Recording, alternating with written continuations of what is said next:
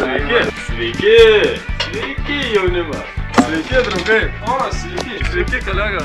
Sveiki jaunimas. O, sveiki.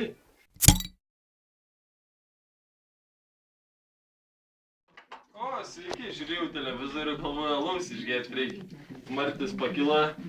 Mum irgi reiktų pakilti, aišku, turim alaus, kurį būtinai reikia daryti. Po ranką pasimaišę pultelis. Bandom atdaryti alus pulteliu.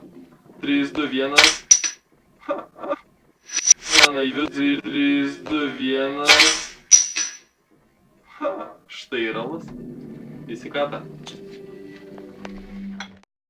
Labas vakaras. Sveiki jaunimą.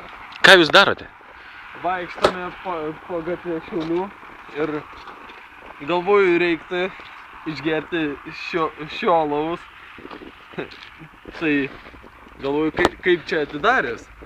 Ir einu gatvę ir žiūriu radio ženklas. Tai kodėlgi nepabandžius jo daryti mum alaus butelį. Akivaizdžiai matosi, jog iš priekį jis visiškai yra neprieinamas, todėl bandome prieiti iš kitos pusės. Įrėmėme alaus butelį į ženklą ir pabandome jį atidaryti. Taigi.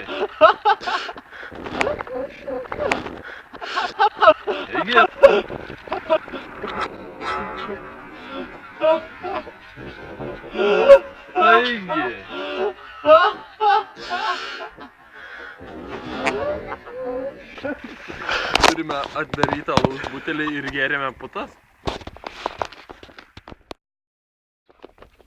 O, sveiki. Labas vakaras. Žygiavau namo ir galvoju, reikia lipant laiptais išgerti alaus. Tai, kuo man čia atidaręs? Radiatorius? Ne, per paprasta. Turime pašto dėžutę. Ką su ją daryti? Geras klausimas. Reklamos? Ne, alaus. Alaus yra gerai.